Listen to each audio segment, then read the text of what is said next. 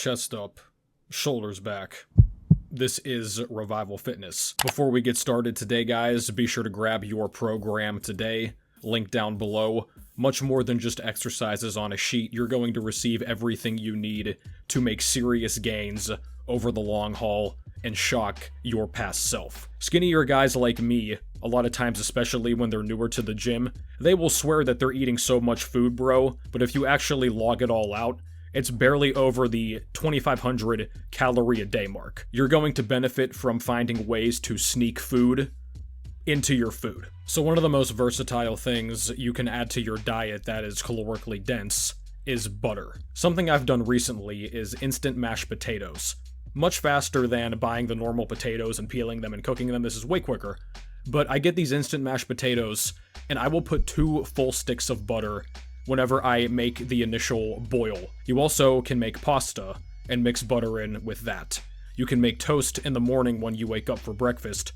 Slab butter all over your toast. You can even make a grilled cheese sandwich and slather butter on each piece of bread. And if you're somebody that likes to have pancakes or French toast or waffles for breakfast, especially of the anabolic variety, you can put butter all over those too. It's an easy way to get more healthy fat into your diet. And in the same vein, if you like to have those type of things for breakfast, you can add maple syrup to those too. I would highly recommend that you get actual maple syrup. It's going to cost more than the typical cheap store brand syrups, but it's going to have much less processed ingredients than actual maple syrup, which simply comes from a tree and nothing else is added. You can also mix maple syrup into yogurt, for example, or even a protein shake, and you can do the same thing with honey. Now, admittedly, I'm not really a big honey guy myself, but I know a lot of people who like to consume honey with their fruit. Some people even put it in their coffee. So these things are basically straight shots of sugar, but once again, I think it's better to have them from the source if you're getting pure honey and pure maple syrup, as opposed to getting the cheap store brand stuff with a lot of other artificial sugars and other stuff added. So next on the list is dairy, specifically full-fat dairy. So not only can yogurt be mixed with those things, you can also add berries into yogurt. That is very popular. You can add granola. I would say for the most part, milk is going to be the main culprit for most people. If you guys do have trouble with lactose, the 2 main brands, at least in the United States, that come to mind that add the lactase enzyme into their milk are Lactaid and Fairlife, but all dairy products fundamentally stem from milk, and if you are neglecting to consume the fat with it, you're leaving a lot of calories on the table, and perhaps even more importantly, you're leaving a lot of nutrients on the table. And especially if you have access to local farms in your area, you can get the highest quality dairy available. And by the way, if you guys are looking for a quality made in the USA grass-fed protein, the one I use myself, use code MKA20 at levelsprotein.com. This used to be a one-time code. Now you can use it as much as you would like. My code is bulking too. No fake ingredients. Mixes well. Tastes great. Check it out down below. And one last thing here. I know some of you are going to ask, can I drink plant milk instead of cow's milk? No, you can't. Plants don't have tits. And something that mixes very well with milk is cereal. Now, keep in mind, guys, a lot of the cereals you're going to find on the market, especially in the general grocery store, they're going to be filled with a bunch of ingredients, artificial sugars, etc. So once again, if you need to put some of this stuff down just to meet your overall food intake goals, I get it. That said, though, I think it's in your best interest to at least favor the cereals with generally lower sugar added and with less total ingredients, but that can be hard to find.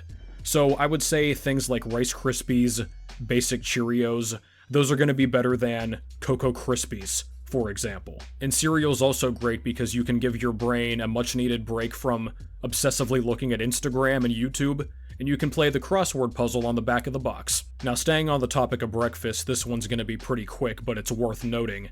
Whole eggs. Do not be one of these guys who is buying eggs and you sit there and you go back and forth to remove the horrid yolk. They're losing out on the nutrition, and they're going to pay 2 to 3 times, up to 4 times as much. Make it make sense. But eggs don't even have to be used just by themselves. Eggs are commonly used when making a lot of other things, including other stuff mentioned in this video, pancakes, waffles, other sort of pastries. There's a lot of things that you can cook and that are actually made better by adding eggs into them to kind of improve the texture. And I've been eating 6 eggs every morning for a number of years at this point, and I'm doing great. Now next up is peanut butter and nut butter in general. I've never been a really big fan of anything besides peanut butter in this category. If you want to be technical about it, peanuts aren't actually even nuts, they're legumes. Now when it comes to peanut butter, keep an eye on the labels too. Most of the cheaper brands you're gonna find in the store, whether it's Jif or Skippy especially, Skippy peanut butter is complete garbage. You're going to find seed oils in them a lot of the time, a lot of added sugar too. If you're looking to keep this as clean as possible, I would go for the natural peanut butters that are simply peanuts and some salt added as the ingredients. Those are not going to be as tasty or palatable as the more sugary peanut butters. That said, though, I do think the natural ones are still very tasty. And peanut butter is something that you can really spread onto a lot of things. You can put it onto sandwiches, you can mix it into protein shakes, something I do myself, and if you have been here for a while, one of my older full day of eating videos, I made these right here, the peanut butter egg tacos. People in the comments were flabbergasted by this for some reason. I guess you guys never intuitively thought to do this. Another popular food to spread on things is avocado, and you also can dip foods in it as well. And you can even use avocado oil. If you've spent 15 seconds on Chick Fitness, I'm sure you guys have seen so much avocado toast that it makes you physically get sick, but guacamole is very popular here too. So no matter how you like to prepare and use avocados in your diet, they're very calorically dense, and they're pretty cheap in the grand scheme of things. And one of the oils you could call a sister oil to avocado is good old olive oil. Now I would say go for extra virgin olive oil if you're going to choose this. Keep in mind with olive oil, guys, you could even say avocado oil too. If you're gonna buy the really cheap stuff in the store, this is relatively common. A lot of these companies will basically cut that with really cheap canola or general vegetable oil, and that's how they make the price so low. So if you're going to buy these oils, guys, I would spend the extra money to ensure that you're getting a quality product. The olive oil that I currently buy is directly from California in the USA. I try to support the economy where I'm from, but even if you get it from somewhere that you don't live, paying more money is probably worth the peace of mind. So I have an old video, guys, how to make pasta that doesn't suck, because I see a lot of you guys make pasta looking like Aqua Teen Hunger Force at the beginning. It's just plain noodles and then sauce on top of them. Looks like complete dog shit. Learn how to make pasta the right way. But once you get your pasta done, mixing in olive oil is going to reduce the pasta from sticking, it's going to improve the texture, and it's going to help whenever you pour the pasta sauce in too. Something I've done as well is pour olive oil into rice immediately after I make it when it's very hot. Now on that topic, that goes into pasta sauces. A lot of these things have a bunch of added ingredients, added sugar. You read the label and you're thinking to yourself, how could they possibly even need to put this in the jar? But they do. But once you find a quality pasta sauce, these are great to not only add onto pasta, you can also add them onto other things too. I have in the past mixed rice with pasta sauce. I have put this over meat. You can even put these sauces in soups or use them as a side and maybe dip sandwiches in them too. If you have a pasta dish and there's leftover sauce on the plate after you're done, get a piece of bread, sop up the sauce, and then eat it. And something that goes extremely well with the typical tomato sauce are meatballs. And that brings us into the final category of food here, fatty meat. So the most popular protein source besides protein shakes in the bodybuilding and fitness space is lean chicken breast. If you're bulking right now and you're trying to actively remove the fat from your food in general, if it's innately inside of it, not a good idea. So this means if you're going to eat chicken, don't be afraid to eat the skin. Favor the higher fat versions of ground beef and steak and general red meat like that.